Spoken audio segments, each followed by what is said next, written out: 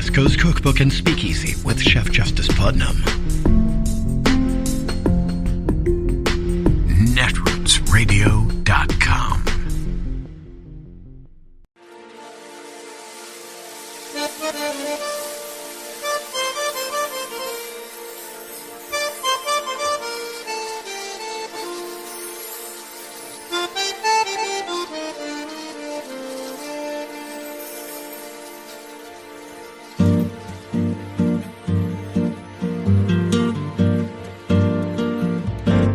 Je voudrais du soleil vert, des dentelles et des théières, des photos de bord de mer, dans mon jardin d'hiver. Je voudrais de la lumière, comme en Nouvelle-Angleterre. Je veux changer d'atmosphère, dans mon jardin d'hiver. Ma fleur sous la pluie de novembre, tes mains qui courent, je n'en peux plus de t'attendre. Les années passent, il est loin, là je tombe. Nul ne peut nous entendre. Je voudrais du Fred Astaire. We start with the January 6th committee releasing more new witness transcripts, revealing stunning new details from inside the Trump White House. More from the star witness, White House aide Cassidy Hutchinson, who told the committee her then boss, White House Chief of Staff Mark Meadows, would burn documents. Liz Cheney asking Hutchinson, did you ever see Mr. Meadows burn documents in his fireplace? Hutchinson replying, quote, yes, maybe a dozen times. Emphasizing, quote, he, as in Mark Meadows, would put more logs on the fireplace to keep it burning throughout the day. And that between 2 and 4 times, he had Mr. Perry in his office right before discussing the vice president's role on January 6th. That is damning testimony for Mark Meadows. Burning documents in his office fireplace during the transition period? This new revelation will certainly get the attention of the Department of Justice. More on that in a moment. Hutchinson also telling the 1-6 committee she remembers Meadows, quote, having a meeting with the outer Oval saying, let's keep some meetings close hold. Close hold, meaning let's keep those meetings off the books so no one knows. Hutchinson testified there were certain things that had potentially been left off the Oval Office diary. Hutchinson also testifying that her first lawyer, Stefan Passatino, who was paid by a Trump PAC, told her, quote, the committee doesn't know what you can and can't recall, so we want to be able to use that as much as we can, unless you really, really remember something very clearly. She elaborated, quote, in my mind, this whole time, I felt this moral struggle. Hutchinson ultimately obtaining new counsel and doing the right thing, speaking truthfully and openly to the committee. Her testimony critical in helping the committee piece together their roadmap, improving Trump's intent. The president said something to the effect of, I'm the effing president, take me up to the Capitol now. The president reached up towards the front of the vehicle to grab at the steering wheel. Mr. Trump then used his free hand to lunge towards Bobby Engel. And a shocking new piece of evidence we also learned in these transcripts. Hutchinson wasn't the only White House staffer seeking legal advice. Former Labor Secretary Eugene asked none other than former Attorney General Bill Barr what he should do after the insurrection. Barr telling him, quote, if I were you, I'd resign. Get out of there. And these new transcripts revealing how Trump himself was considering blanket pardons for not only the insurrectionists, but for White House staff. Now, there's a growing body of evidence about the extent to which many in Mr. Trump's orbit were seeking pardons after the 2021 attack on the U.S. Capitol. As Ari likes to say, pardons are for criminals and, if accepted, an admission of guilt. Joining me now is Hugo Lowell, political investigations reporter for The Guardian, and Emily Bazelon, legal writer for the New York Times Magazine. Hugo and Emily, so great to have you guys here this evening. Hugo, I'm going to start with you. How big is this new testimony on Mark Meadows burning documents and concealing meetings? No, I think it's really big. We had reported previously that we knew how Cassie Hutchinson had testified to the committee that Mark Meadows was burning documents, and the committee doesn't seem like they're really able to establish what the documents were or kind of the contents of the documents, but circumstantial evidence suggests that it was pretty bad. I mean, if you have the leader of the House Freedom Caucus, Scott Perry, in your office while you are burning these documents, which, by the way, he could have put in burn bags marked for destruction if he really needed to. You know, that just suggests there's a level of wrongdoing here, a potential obstruction of justice that I think the Justice Department will look very closely at. Emily, we talk about consciousness of guilt, things that people do that show that they've got a guilty mind. What is your legal takeaway from these new transcripts that have just been released? I mean, burning documents is one of the more suggestive, incriminating things you can do. It suggests you have much to hide. And when you combine this with Hutchinson's testimony that Meadows was saying there should be meetings that were taking place off the books, I mean, you really are drawing a picture of people who are planning things or discussing or plotting things they don't want other people to know about. It's just hard not to read it that way.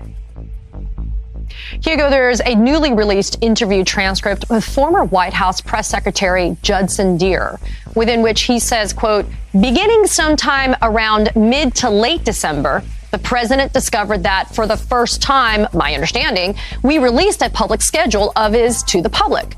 Now, he wanted to change the way we did that, and so what became the new version of the public schedule was basically a couple of sentences about what his day would consist of. With the timing of that, Hugo, mid to late December, what does that tell us about Trump's intent in those weeks leading up to January 6th? Well, first, can I just say the fact that Trump only realized 4 years into his administration that his schedule was public is quite extraordinary in and of itself. But I think the timing, as you say, is also problematic for Trump and his advisors, because if you think back to November, December 2020, what was going on? You know, he was taking these meetings, especially in mid to late December, with members of Congress and with January 6th rally organizers later in January. You know, there are key moments in the lead up to January 6th, whether it's the December 18 meeting with Rudy Giuliani and, you know, Michael Flynn and kind of the other kooky lawyers like Sidney Powell when they're trying to discuss seizing the burning machines. And then you get to the December 21 meeting with the members of Congress and with Pence and Trump about trying to obstruct the certification on January 6th. You know, the fact that these meetings were starting to be kept off the books, you know, again, suggests there's a level of consciousness of wrongdoing. They know there's a consciousness of kind of intent here that if it came out would look extremely bad. And I think this kind of speaks to how everyone around Trump and potentially Trump himself knew what they were doing was potentially unlawful, even illegal. And that was the motivation for trying to keep, you know, what was otherwise public meetings and what he clearly didn't mind previously, suddenly now a real big secret. And Emily, to Hugo's point about knowing what's going on, knowing that it's potentially illegal, let's turn to that blanket pardon debate. Trump mulled it over, pushed for it, but White House counsel Pat Cipollone rejected it. Cipollone also rejected Trump's idea that all White House staff should receive a pardon. Trump reportedly saying, quote, well, just so they can't go after them for any little thing. And Cipollone saying in response, yeah, but no one here has done anything wrong. Now, I mean, Emily, that might be up for debate if nobody did anything wrong there. And I guess more thanks to Pat Cipollone for his counsel on this one. But doesn't this just further fuel the fire when it comes to Trump's criminal intent? Why pardon anyone or anything if nothing was done wrong? I mean, Trump's lawyers will argue in defense, if this becomes an issue in court, that he was just acting preventatively, that, you know, he's someone who liked to use the power of the presidency in unorthodox ways. This is just one more example of that. He was doing a favor on the off chance that there was any potential for criminal liability. And I think your question will still be a good one, whether that's really a believable explanation for this idea of a blanket pardon. You know, Hugo, Cassidy Hutchinson also testifying that QAnon was brought up often in meetings, saying, quote, I remember Marjorie Taylor Greene bringing QAnon up several times, though in the presence of the president privately with Mark. I remember Mark having a few conversations, too, about more specific to QAnon stuff and more about the ideas that they had with the election. Hugo, the close proximity of QAnon to the Oval Office. I mean, it's not even proximity. It's in the Oval. What does this tell us about how it's no longer considered to be fringe? You know, Trump has been playing around with right-wing conspiracy theories and QAnon for some time, but I think it really did ramp up in this post-election period. I mean, if you go back to his tweets and the kinds of things he was retweeting, and, you know, this was stuff that we looked at early in the January 6th investigation as, you know, was this indicative of Trump actually endorsing them, or was this things that he just came across and wasn't exactly sure what to do with? But it does seem that these fringe conspiracy theories that he was retweeting in December 2020 have now morphed and metastasized into something that he knows about and is actively pushing. I mean, we have been to rallies recently where they are playing QAnon affiliate associated music. I mean, he knows the signs that the white supremacists make, that the QAnon supporters make, and he kind of plays into that. And he's always been about trying to figure out where his base is. And as his base becomes more and more kind of conspiratorial, he has moved and shifted to that space as well. So I think this is a gradual progression that really started, though, in the lead up to January 6th and has only metastasized in the months and years since. It is Thursday, the 29th of December of 2022, and you are in West Coast Cookbook and Speakeasy. I am your chef de cuisine, Justice Putnam. Gunner the English Bulldog is our snoozing sous chef, and our daily special is Metro Shrimp and Grits Thursdays. A little bit of jambalaya, a little bit of spice in your life, and it's spicy out there, oh yeah. A couple of things that just come to mind off the top, other than the fact that Gunner, the English Bulldog, my snoozing sous chef, has taken over my bed and he won't get off. Okay, and he's a big dog, I gotta tell you. Dense. He's like one of those massive, well, not massive, but massively dense white dwarfs. You know, they're so dense that, well, it's dense. And very heavy, okay? Just saying. So he's hard to move around when you're trying to sleep. In fact, he moves you. But anyway, it looks like a cage fighter, a professional cage fighter. All of a sudden, I forget his name. Clayton, is that it? Adam Clayton?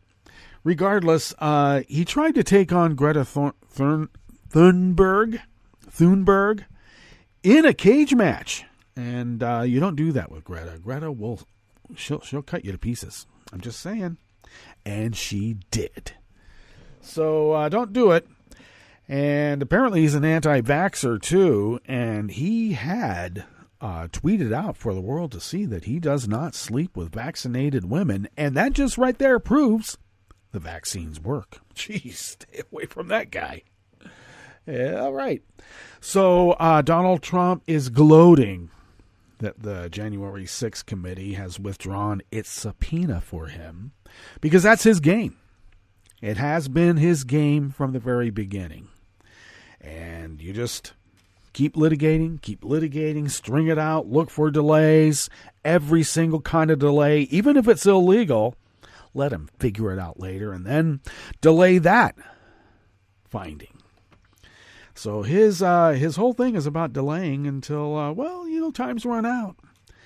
I would think that a guy who is mobbed up to his teeth and always has been, who committed an insurrection against the United States of America, there shouldn't be a limit on when to bring charges or the limit on what a subpoena should do. I know we have rules. But don't you understand? I know you do. I'm being rhetorical. I just wish that others would understand that they are using our laws against us. How do you think Nazi Germany took over the Weimar Republic? They used the laws of that burgeoning representative democracy against itself, and it's happening again. Mm-hmm. Well, there's that part of the rant of the morning. Another one that has me a bit, shall we say, peeved, is I've been having a little tete-a-tete from a follower on the Bird app who I might have followed a while ago, but I had unfollowed them, but they continue to follow me. Now, that's fine. But this particular account, this particular person, seems to be taking issue with our backing Ukraine because they are full of Nazis. And Oliver Stone's movie, Ukraine on Fire, not Ukraine in Flames out there, okay? It's Ukraine on Fire, Oliver Stone. Apparently, that's supposed to be the go-to documentary to know everything you ever need to know about how bad Ukraine is. They're nothing but vassal state of. They're just really Russians. Ukraine is a myth. You know, the whole Putin trope that he uses. So I had a little bit of a back and forth, and, of course, I always like it when people accuse me of, not knowing history. Look, I'm going on 68 years old. I not only, know history, I remember it. I'm sorry others don't. I mean, this stuff that happened in the 70s is still current events for me. Maybe for a lot of people. But I'm just saying, I remember a lot of this history. And you add on to what I learned. What I studied. But anyway, all of that rigmarole aside, it's always sort of funny when they say, learn your history. Well, I'm sorry, I know my history quite well. There's the old trope also that, there was a promise not to expand NATO. Well, and the Warsaw Pact had something to do with it. Well, the Warsaw Pact ended in 91. Okay. And even Gorbachev said,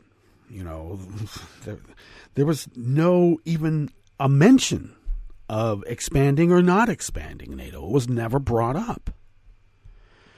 I would think that if a country wants to join NATO and they're in that part of the region of the hemisphere, then I suppose they should be allowed to after going through the protocol to become a member of NATO. But I'm supposed to know my history. Okay. And that somehow we installed Yeltsin. Get this. We installed Yeltsin. And Putin was an aide of Yeltsin, and so therefore we installed Putin also. Excuse me. First of all, Putin was KGB, and he was angling for a lot of stuff. And I understand that it was actually Putin and a few others who angled Yeltsin into the position that he became, and then they took it from him. Okay, I'm just saying. And they get the timeline. This particular Twitter account does get the timeline a little messed up because, once again, the Warsaw Pact ended in 1991. Yeltsin came a little bit after that. Just saying. And then I got, the Ukraine is full of Nazis. I know a guy who trained the Nazis in Ukraine. Oh, good. Good for you. Well, I agree. There is a group of Nazis called the Azov Battalion or whatever. And I will not cede that they have any great influence in Ukraine. It always amazes me that somehow Putin is going into Ukraine to save Ukraine from Nazis, but somehow at the same time the Jewish president of Ukraine is a Nazi sympathizer. I have no patience for Russian propaganda. And the movie Ukraine on Fire by Oliver Stone, excuse me. I have my issues with Oliver Stone. He is not a historian. Let us all remember that. Even Oliver has a bit of an agenda, doesn't he? And he has a lot of history wrong in that movie, especially when you get just one side of the story. And what side is that? The Putin-Russia side. So don't talk to me about that. That's the history there. You get quite a bit wrong. Anyway, so there was a bit of that tete-a-tete, and I get a little, I guess in my older age now, since I can remember history, I get a little cantankerous, a little pointed, and I lose my patience, and I apologize. But, fools rush in, or angels rush in, where fools, I don't know, however it goes. I dropped the F word, a fool, and maybe I shouldn't, but I did. Anyway, I never promised to have a civil debate, okay? I never even promised that there would be a debate. Somehow I get into one. Anyway, that was what was happening here in the last 24 hours. And so what do we have coming up here for you today? Here as we begin in the Bistro Cafe of West Coast Cookbook and Speakeasy, Metro Shrimp and Grits Thursdays. Oh, yeah, at the top, as we get more of these transcripts, even though the time's run out on the subpoena for Trump, and he is gloating, as I mentioned. God, I hate that guy. I do. I just do. Always have. Anyway, it looks like as we get more of these transcripts released, a lot of blockbuster bombshells have been dropping, and this one about Meadows burned documents in his White House office. Cassidy Hutchinson said that maybe he did that a dozen times right after meeting with Scott Perry during the transition period. You don't burn docs. You have a burn bag. You have shredders, throwing logs on the fire. That's risky stuff, as I mentioned yesterday. On the rest of the menu, the EPA is investigating Colorado for racially discriminatory air pollution regulations. In courtrooms across America, defendants get additional prison time for crimes that juries found that they did not commit. And Florida's citrus, fruit, and vegetable crops appear to have escaped any widespread damage from some of the coldest weather in years.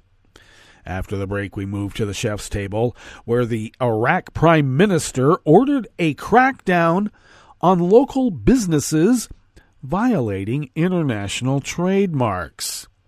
And Finland received its first floating liquid natural gas terminal to replace Russian petrol. All that and more on West Coast Cookbook and Speakeasy. Bon appetit.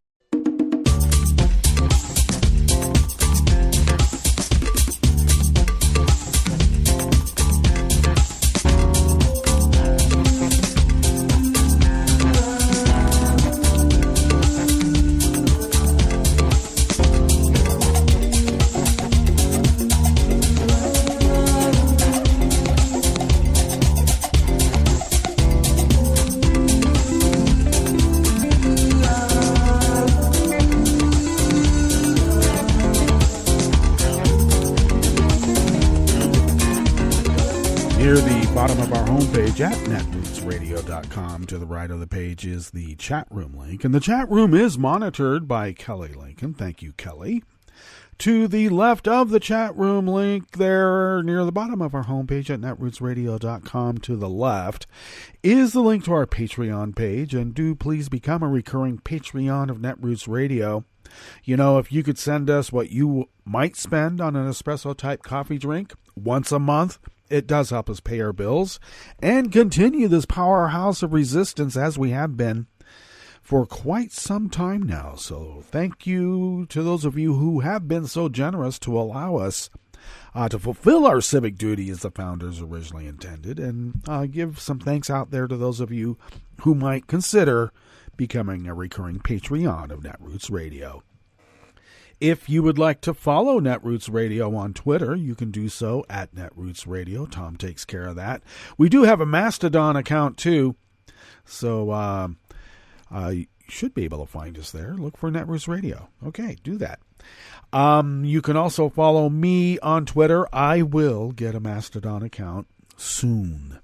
And you can follow me on Twitter at Justice Putnam. I post the show notes and links diary on Daily Kos 10 minutes before showtime. That's where you can find the full articles by the appropriate reporters. You can also follow the show on Twitter at Cookbook West. And please do pick up podcasts by way of Spreaker, Stitcher, TuneIn, iHeart, YouTube, iTunes, and wherever podcasts can be found. They are everywhere. Alrighty. This first offering here in the Bistro Cafe of West Coast Cookbook and Speakeasy, Metro Shrimp and Grits Thursdays. I should remind folks also, the recipe for my Metro Shrimp and Grits can be found at the Daily Kos diary that I post 10 minutes before showtime. And it's always there on Thursdays. So if you feel like you want to do something with shrimp and grits, there's a recipe for you right there. All right. This first offering comes out of the Associated Press by Michael Phyllis and Brittany Peterson. The Environmental Protection Agency is investigating whether Colorado's regulation of air pollution from industrial facilities discriminates against Hispanic residents and other racial minorities, according to a letter released yesterday, Wednesday. That's a level of scrutiny long sought by Lucy Molina, whose daughter goes to school near Colorado's only petroleum refinery. 3 years ago, Molina had just stepped outdoors when she noticed a coating of ash on her Nissan Altima that wiped off on her fingers. Then she received a message that her daughter's school was locked down, and then she panicked. She later learned the refinery had malfunctioned, spewing a clay-like material into the air. She'd heard of lockdowns for shootings, but never for pollution. Since then, she's pushed for community air monitoring and stronger protections, but says it all feels too late. She's lived there for 30 years, and her kids are already young adults. If we had known years ago, she said, we would have moved. Advocates say the Suncor refinery too often malfunctions, spiking emissions. They say Colorado rarely denies permits to polluters, even in areas where harmful ozone already exceeds federal standards. Federal investigators said in the letter they will scrutinize the state's oversight of Colorado's biggest polluters, including the Suncor oil refinery in North Denver, where Molina lives, and whether the effect of that pollution on residents is discriminatory. Well, Suncor, of course, did not respond to a request for comment, but it is already harder for oil and gas companies to get their air permits in Colorado than in some other energy-producing states, said John Jackas, chair of the Colorado Chamber of Commerce Board of Directors and an environmental compliance attorney. He said recent allegations that the state's permit review process was faulty had the effect of slowing air permitting, a blow to business. It would be really good for air quality to shut everything down, but that's not good for society, Jacobs said. Yeah, if you can't breathe, well, at least society goes on. Does it? Back to the article at hand. The EPA launched its investigation under Title VI of the Civil Rights Act of 1964. It has been going on since March, but went little noticed until yesterday's letter on Wednesday, which explains its scope. The act allows the EPA to negotiate agreements with states to promote equity. The Biden administration has stepped up its enforcement of environmental discrimination because that's how woke we are. Colorado officials said they welcome the EPA review, more community participation, and are reviewing their permitting policies to ensure they are focused on environmental justice, but the EPA has found those priorities lacking at times. The agency scrutinized the state's handling of Suncor. Colorado's only oil refinery is roughly 90 years old and is a major emitter of greenhouse gas emissions in the state. In March, the EPA objected to a key air permit for the facility that state regulators were still reviewing 10 years after its original expiration date. The agency raised significant environmental justice concerns and said that the public was not given enough opportunity to weigh in. The EPA did not object when the state issued a revised permit. In July, the agency also said the state had issued permits for a mine, oil and gas wells, and other small polluters, even though they could contribute to violations of federal air quality standards. Colorado said it would improve its reviews, but balked at revisiting its permitting decisions. There are some signs the agency chose Colorado because it could prove a willing partner. Colorado has been one of the states that has been a leader in addressing environmental justice in the legislature, said Casey Becker, the head of the EPA region that includes Colorado and a former state legislative aide. Colorado has strengthened air monitoring requirements. It increased funding for air permit reviews. The state's greenhouse gas reduction plan aims to reduce pollution in overburdened areas. It also worked with the EPA to ensure inspections target the most polluted areas, and when companies reach settlements for wrongdoing, they pay for projects that benefit communities. Ian Coghill, an attorney with Earth Justice that is challenging the Suncor permit, says the push and pull between the EPA and the state has not yielded major improvements. Revisions to Suncor's permit, he said, did not change a lot. He is hopeful the civil rights investigation will force the state to make changes and detail the cumulative effect of pollution from industry on residents of North Denver. I'm definitely optimistic, he said.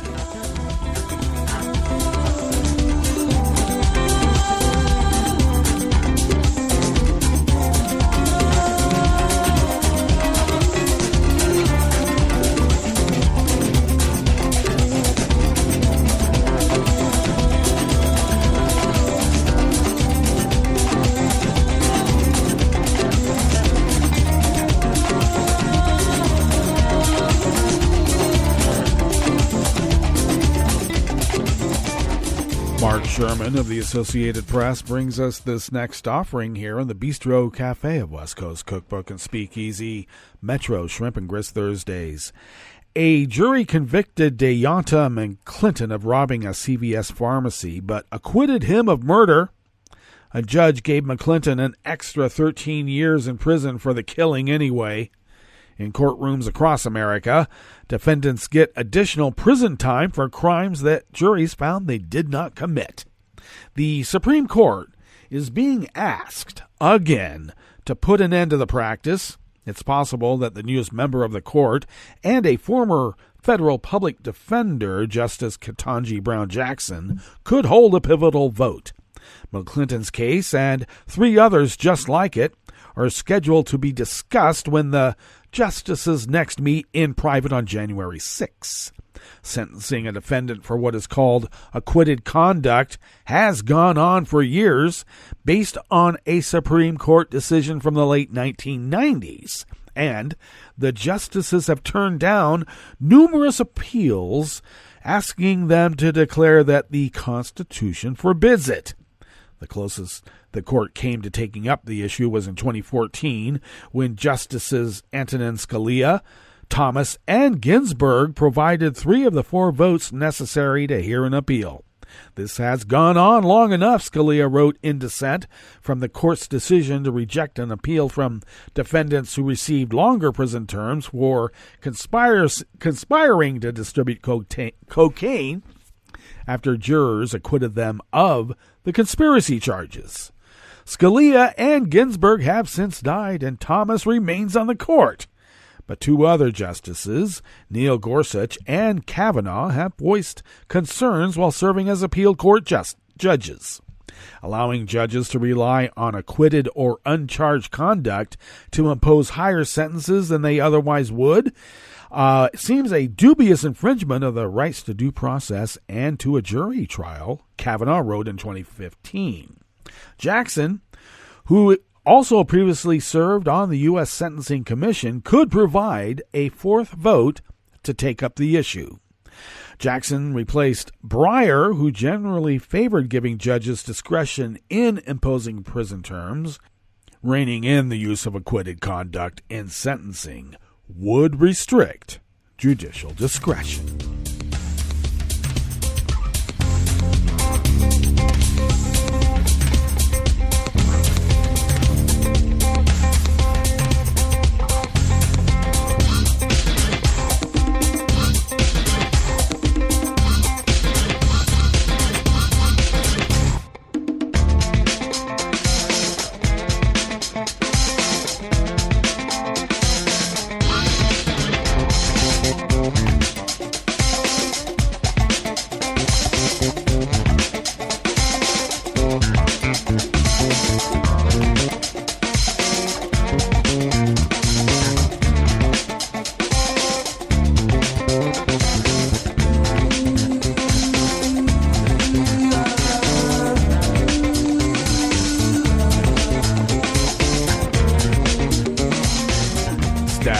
Associated Press brings us this final offering here in the Bistro Cafe part of West Coast Cookbook and Speakeasy. Florida's citrus, fruit, and vegetable crops appear to have escaped any widespread damage from some of the coldest weather in years, officials with State Growers Association said. A cloud cover helped protect citrus trees in areas where the thermometer hovered around or below freezing, though there may be pockets of damage, said Matt Joyner, CEO of Florida Citrus Mutual. Indications so far are that the industry fared fairly well, said Joyner in an email. It appears that we were right on the edge of what could have been a devastating event. Florida's fruit and vegetable growers also reported no widespread damage to crops, though growers are still assessing the cold weather's impact.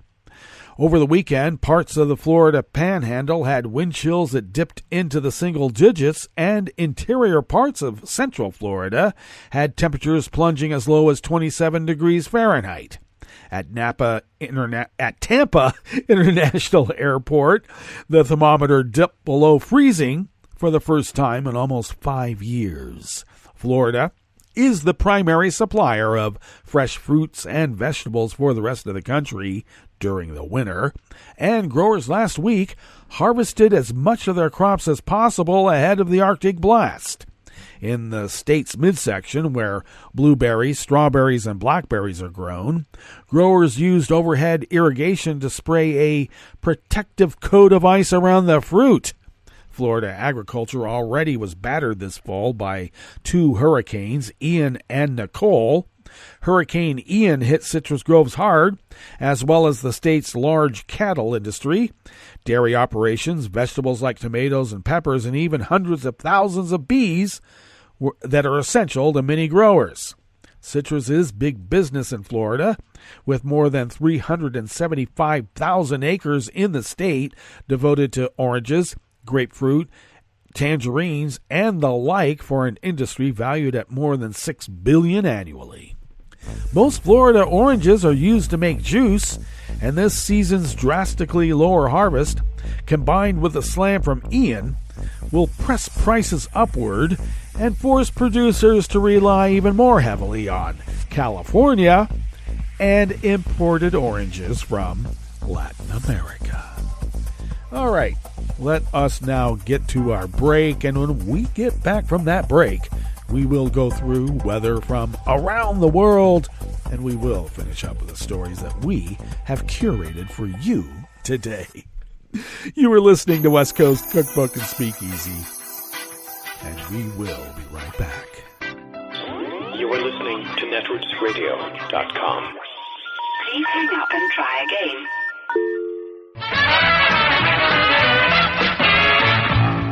From a point at sea to the circles of your mind, a new force is at work for planetary transformation. New radio for a new Earth.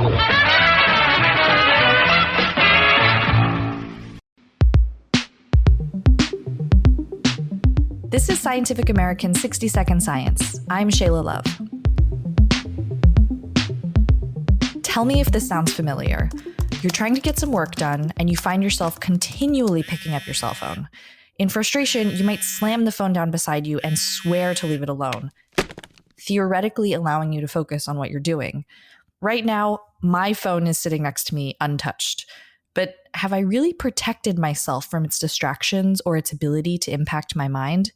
The answer is no, according to a well-known study in the Journal of the Association for Consumer Research from 2017 entitled Brain Drain: The Mere Presence of One's Own Smartphone Reduces Available Cognitive Capacity. Cognitive and social psychologist Adrian Ward and his colleagues proposed the brain drain hypothesis by showing that just having a phone next to you could impact cognition, specifically working memory, or the mental system that helps us hold information about what we're currently doing at a given moment.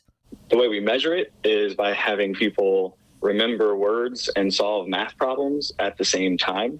And the idea there is that those are two very different cognitive skills, right? Word memory and math problems, but they're tapping into that same general cognitive resource. In those experiments, people either had their phone on a desk, in their pockets or bags, or in the next room.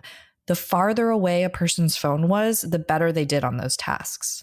Even when you're not consciously thinking about your phone, the process of not thinking about your phone requires some cognitive resources. This was an intriguing, though slightly concerning finding that triggered more studies on how the presence of our smartphones might be influencing how well we're able to think.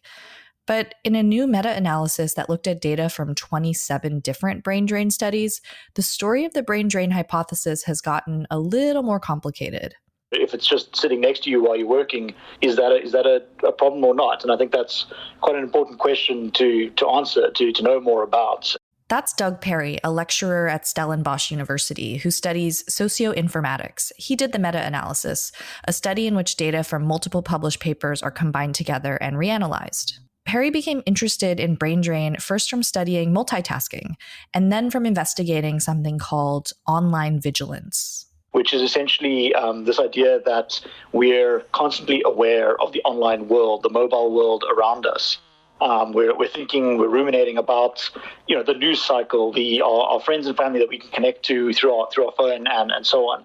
Perry's work on online vigilance led him to wonder how strong brain drain's effects really are. I saw that there's a need to kind of bring together the sort of 20 to 30 studies that have been conducted over the last, it's about 7 or 8 years on this phenomenon and see, across these studies, what do we actually know about the so-called brain drain hypothesis? And is it a meaningful effect? Is it a consistent effect? Past studies on brain drain looked primarily at 5 cognitive functions: working memory, sustained attention, inhibitory control, cognitive flexibility, and fluid intelligence. Perry lumped together data for each of these functions individually and then did a 6th analysis where he looked at all the results together. In the end, he looked at 56 effect sizes on how phones affect our minds from 27 studies in 25 publications. So looking at the 5 separate analyses, of the 5, the only statistically significant result was for working memory, whereas for the other 4 cognitive functions, no statistically significant effects of the presence of a smartphone were found across the various effects included in those analyses. And that is somewhat consistent with Ward and colleagues. So they found a negative effect for working memory, but they didn't find a negative effect for sustained attention. Though it is similar to what Ward found, Perry's analysis also revealed the impact on working memory was much smaller than initial studies indicated. The important difference here with this meta-analysis compared to the Ward 2017 paper is the magnitude of the effect. This matters because it can tell us whether our phones are completely diverting our attention by their mere presence or simply affecting one aspect of our cognition slightly. A massive effect, we would all be distracted all the time, and a very, very tiny effect, it would be meaningless. And this is somewhere in between, but it is a smaller effect than the earlier research has shown. Perry's meta-analysis is a preprint, which means that it hasn't been peer-reviewed yet. When I talked to Ward about the paper's findings, he said he was glad there's now been enough work on brain drain to look at evidence combined together, and that overall, Perry's work reinforces the notion that phones are interfering with our working memory over other cognitive functions, such as sustained attention or what you're paying attention to consciously. When you're doing great at sustained attention, you're thinking you're doing awesome because you're not looking at your phone. It's on the desk in front of you, but you're not paying attention to it, right? And so that's showing us no difference in sustained attention. But that process of not paying attention to it is using some of your working memory capacity. So that shows up as that significant negative effect on working memory capacity. Perry thinks that his findings actually raise more questions for further study, such as whether there's something about the individuals in the past studies that led to a stronger brain drain effect for certain cognitive effects. For instance, for some people, their phones might be more important to them.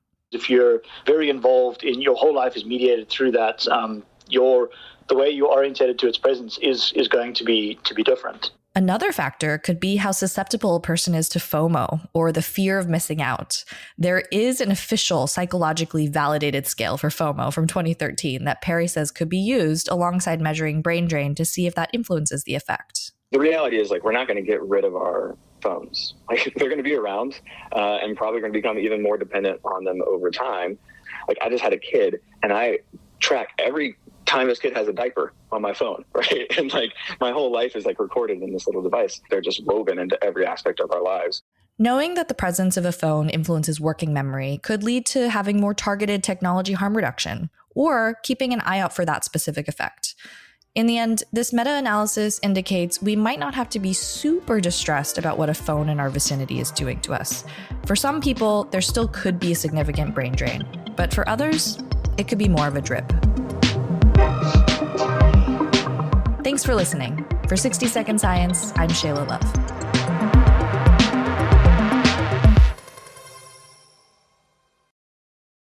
Hi, it's Tom. Could we humbly suggest your donation to netrootsradio.com? All we've got to run this 24-hour powerhouse of progressive resistance radio is what comes out of our own wallets. And you are our biggest donor. It doesn't take much, $3, $5. Just go to the bottom of our netrootsradio.com page and hit our secure donate button. Heck, you can even make a recurring contribution. So donate what you'd like at the bottom of our netrootsradio.com's homepage. Because you are our biggest donor. netrootsradio.com. Together, we are Resistance Radio.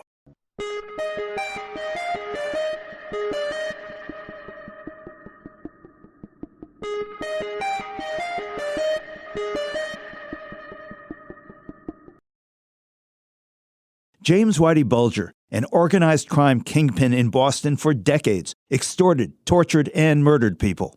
I'm criminal defense attorney Luke Ryan, and this is the Civil Liberties Minute with ACLU attorney Bill Newman. After an FBI agent gave Bulger a heads up about his imminent indictment in 1994, Bulger skipped town and lived on the lam until his arrest in 2011, after which he was tried, convicted, and sentenced to 2 life terms plus 5 years. Bulger's FBI handler helped him because Bulger also was an FBI informant. And in prison, informants can be in deep trouble. Indeed, when Bulger was transferred to the Hazleton, West Virginia Penitentiary in 2018, where known enemies of his were doing time, inmates placed bets on how long he would survive, which wasn't long. Within hours of his arrival, he was bludgeoned to death. The recent Inspector General's report says that Bulger, who is a frail 89-year-old in a wheelchair, should never have been transferred to that prison and never placed in general population there. Never, not even close. Prison authorities knew that Bulger, an obviously in many ways atypical inmate, would receive enormous publicity if something happened to him. Which raises the bigger question. How much attention do we pay to the safety and health of the not famous more than 2 million people locked up in American prisons and jails today? The Civil Liberties Minute is made possible by the ACLU because, as the criminal legal system proves every day, freedom can't protect itself. I'm Rick Smith, and this is Labor History in 2. On this day in labor history, the year was 1936. That was the day that at 2 p.m. in the afternoon, 200 workers at the Fisher Body, Ohio company on the east side of Cleveland sat down on the job. Fisher was located in Cleveland's Collinwood neighborhood. It made bodies for Chevrolet automobiles. The workers were part of the United Auto Workers Union. They wanted the company to reduce their weekly hours. The economic downturn of the Great Depression had hurt manufacturing. The Fisher employees wanted to work less each week to avoid layoffs during those hard times. They also wanted to be paid overtime for holidays and Sunday work. Most importantly, they wanted recognition of their union. They decided to sit down for their rights. Outside, as news of the strike spread, allies of the workers marched outside the plant in picket lines. The sit-down tactic spread to other General Motors facilities. Most famously, the workers in Flint, Michigan began their famous sit-down strike. Back in Collinwood, the men stayed in the plant for more than a month. In mid-February, the Fisher workers finally heard some good news. General Motors had decided to negotiate with the workers in Flint. The next day, a band led joyous workers and their supporters through the streets of Collinwood. They ended at Public Hall in downtown Cleveland. It was there that union members voted for their new contract. The newspaper The Cleveland Plain Dealer reported on the agreement. Word of the strike settlement was received with rejoicing by the whole Collinwood district, where many of the strikers live and where merchants had felt the financial effect of the stoppage of thousands of weekly pay envelopes. Today's Labor History in 2 brought to you in memory of Carol Hillman, a passionate friend of workers and volunteer of the Illinois Labor History Society and The Rick Smith Show.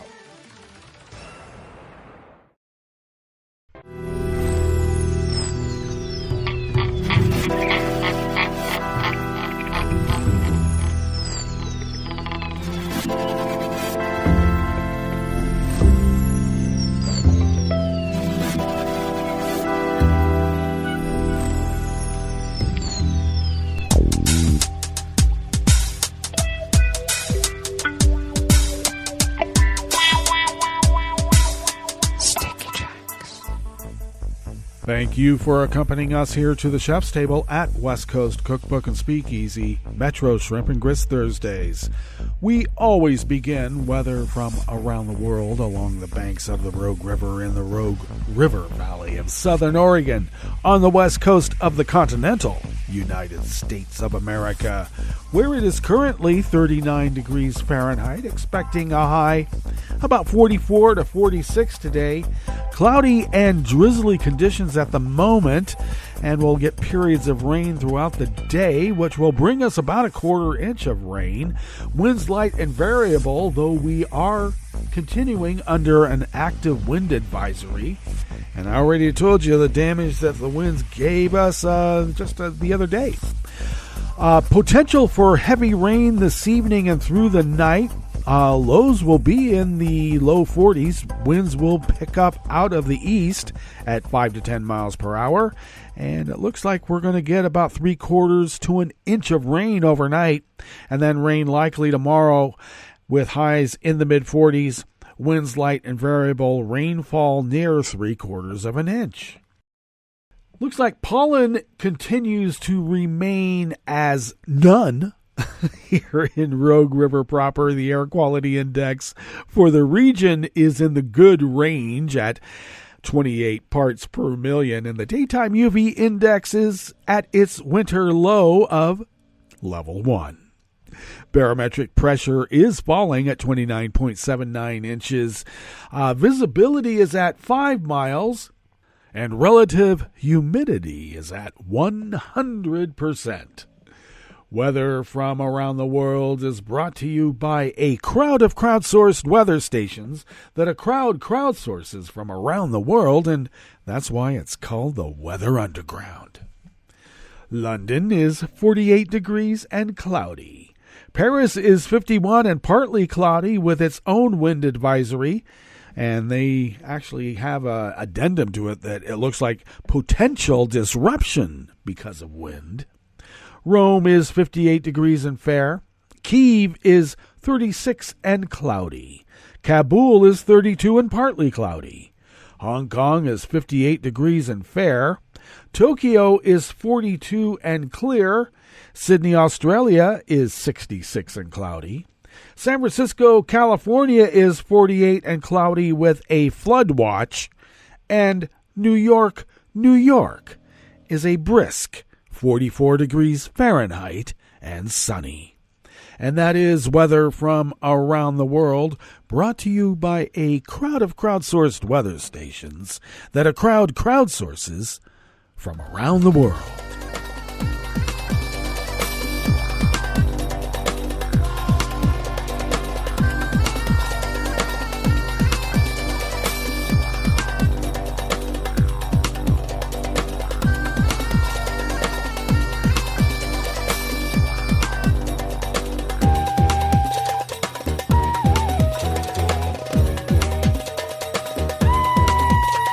Nassim Abdul-Zara of the Associated Press brings us this first amuse-bouche here at the Chef's Table at West Coast Cookbook and Speakeasy, Metro Shrimp and Grits Thursdays.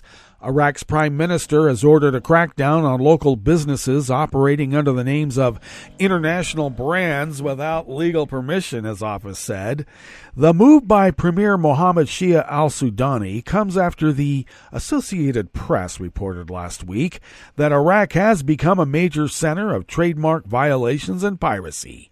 In one prominent example, a chain of fake Starbucks has been operating under the International Coffee Company's logo in Baghdad, the Iraqi capital, you know.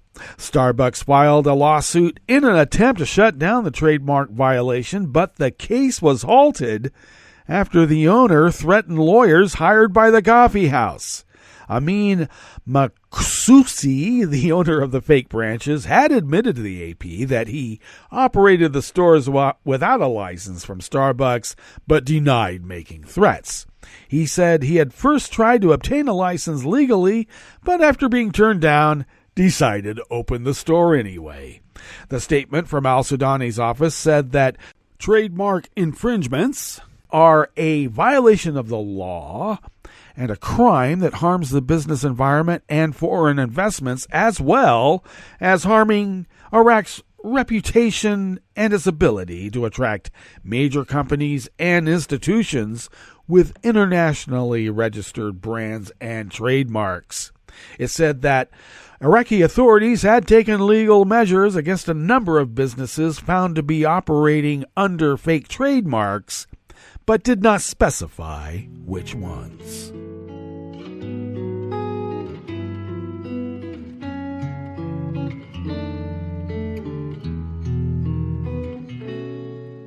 Je te donne, c'est mon amour pour la vie entière.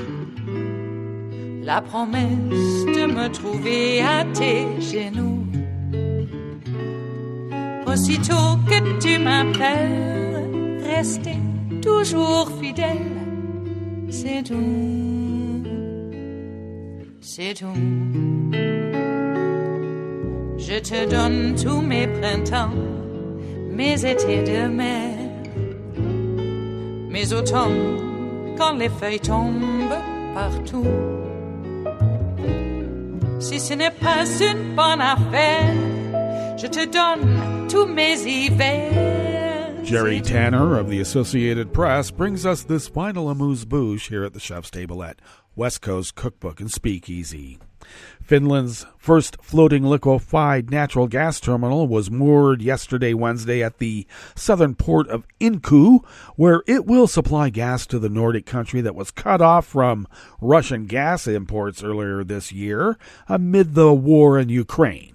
The massive 291-meter-long and 43-meter-wide offshore support vessel Exemplar, which sailed to the Baltic Sea from Gibraltar and Spain earlier December, has a capacity of 68,000 tons of LNG and is scheduled to be operational from the beginning of 2023.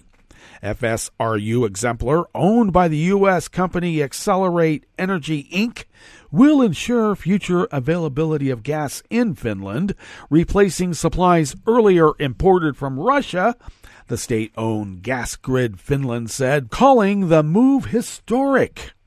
Finland will permanently phase out its dependency on Russian gas and will greatly improve society's security of supply, said Gasgrid Finland CEO Olli Sepilia. The Finnish company tweeted a photo that said that the Exemplar anchors safely at the port of Inku, located about 37 miles west of the capital, Helsinki. The vessel will convert LNG to gas, which will then be fed into the Finnish network for distribution. The arrival of the Exemplar will also enable gas deliveries to the Baltic states of Estonia, Latvia, and Lithuania, and also possibly to Poland through the undersea Baltic connector pipeline between Finland and Estonia that runs near Inku. Well, that brings us to the end of our broadcast period for the day, but you do know Netroots Radio broadcasts on, and we will meet up here tomorrow for Blue Moon Spirits Fridays. So do stay tuned to Netroots Radio all day and all night for all the breaking news as it breaks. And we will meet up here tomorrow, right here, in West Coast Cookbook and Speakeasy. Bon appetit.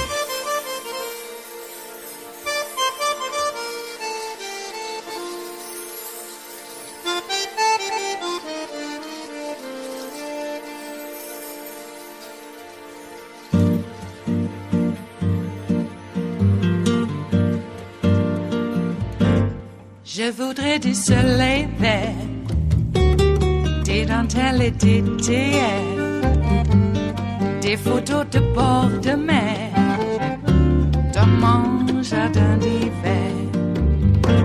Je voudrais de la lumière, comme en Nouvelle-Angleterre. Je veux changer d'atmosphère, dans mon jardin d'hiver.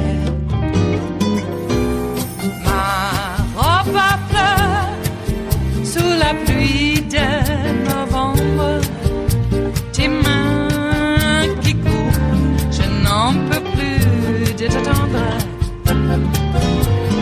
Les années passent, qu'il est loin, là je tombe.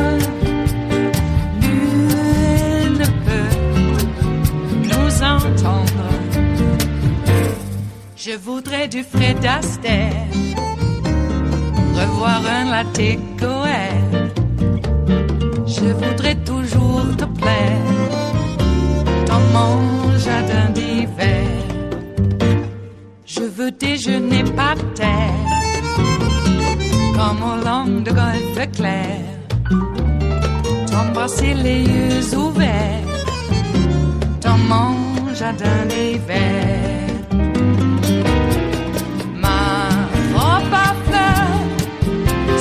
Pluie de novembre, tes mains qui courent, je n'en peux plus de t'attendre.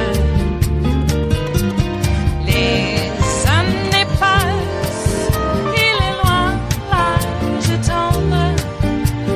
Nul ne peut nous entendre. Ba-da-da-dum-di-da-dum. Ba-da-da-dum-di-da-dum. Ba-da-da-dum-di-da-dum. Dans mon jardin d'hiver.